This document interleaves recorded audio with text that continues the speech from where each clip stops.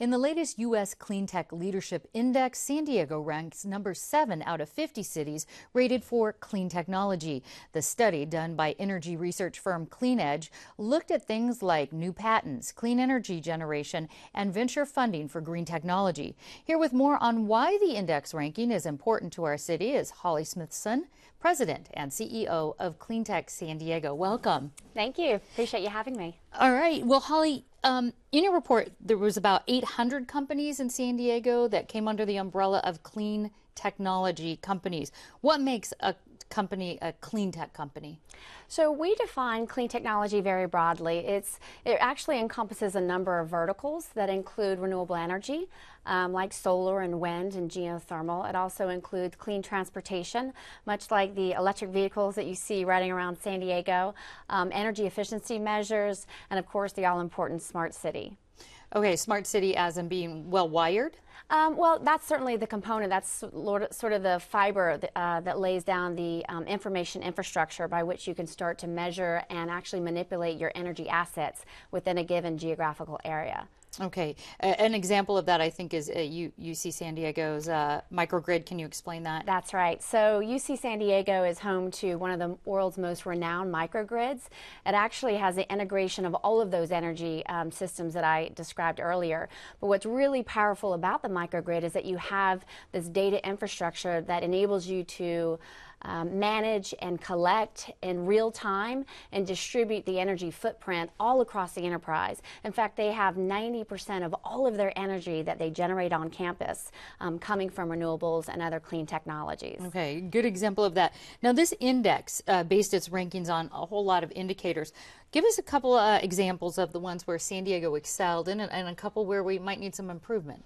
Yeah, so the area where we ranked top was in the area of clean transportation.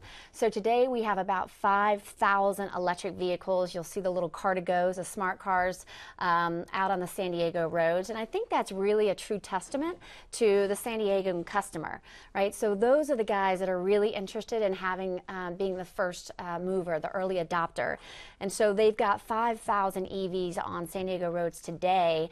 And of that EV population, that electric vehicle population, 6% of those are Teslas.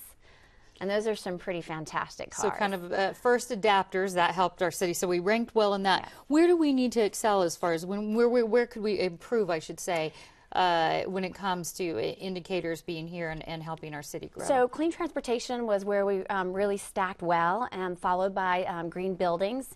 And then there was the renewable generation, which we talked about. The area where we think we have the most need for improvement is in the capital. So when we think about venture capital, that usually goes north to the Bay Area, and then San Diego, by virtue of being at the bottom of the state, so flows the dollars. So we're really having to look less towards the venture capital and the private equity and more towards the government funding like the DOD and some of the other agencies that are investing here. Now, there's some things that really impact this. Certainly there's a state law, AB 32, that was the mandate years ago for clean technology in response to climate change. Tell us a little bit about the policies that are helping and some that are hurting maybe San Diego's clean technology industry.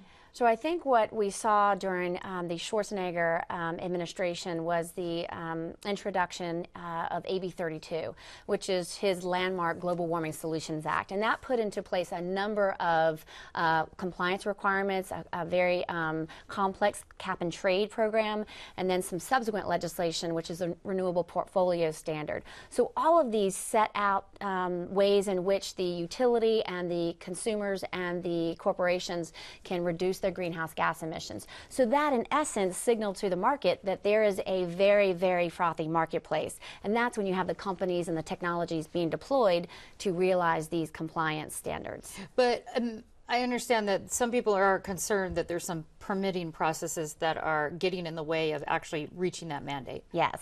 So what's important for us to do as a state, we're trying to be a global leader, which we have been traditionally as we grow our economy, but we also want to control our greenhouse gas emissions and take care of our air quality control.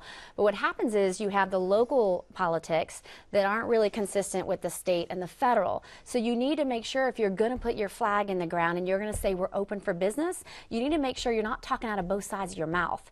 And that's why it's so important to have somebody who's facilitating the market, which is what Clean Tech San Diego does, and make sure we're all speaking the same language and that we all get it. So we have that broad buy-in and understand the benefits of being in this together. Okay, I'm going to have to cut you off there, but I will say that people can get both sides of that story as trying to look at talking out of both sides of your mouth. Very interesting to me of what is being said there. Folks can find out about that on our website, kpbs.org, and also look at the index. Holly Smithson, thank you so much. Great, thanks for your interest.